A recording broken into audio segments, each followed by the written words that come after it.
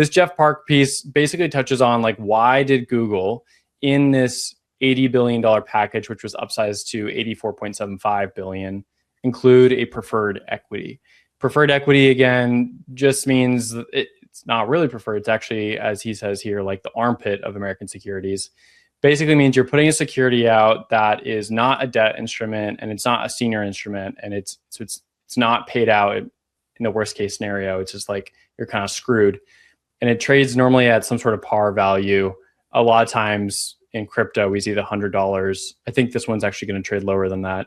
And then you get an interest on top of it, a yield, if you will. Looking around, it looks like it's like around 6% yield for this. And they're issuing about $15 billion of this preferred equity as a part of the package of the $84 billion. Jeff's whole point is that crypto brought this preferred equity out of what was the armpit of American securities and into the limelight as something that's like more valuable long-term. And he thinks this is like another thesis for why crypto in financial markets is important and interesting, because it has been able to take certain parts of the corporate stack for creating capital and rethinking them, reimagining them.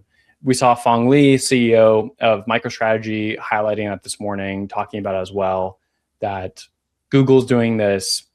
MSTR has been doing this for a while with Stretch and a few of their other ones. This is the way forward for a lot of these companies, that they want to raise money for whatever their capital intensive businesses are, but people don't want the up and down of a stock. They just want yield. They want high accretive yield for their portfolio that can compound over time. And I do think like Jeff's point's really interesting. I do worry about the MicroStrategy stuff long term, even though I think it's fine in the present. The Google stuff seems to be based more in reality, right? Where it's like we have GPUs backing all this long-term debt. CleanSpark is a market-leading data center developer with a proven track record of success. NASDAQ CLSK.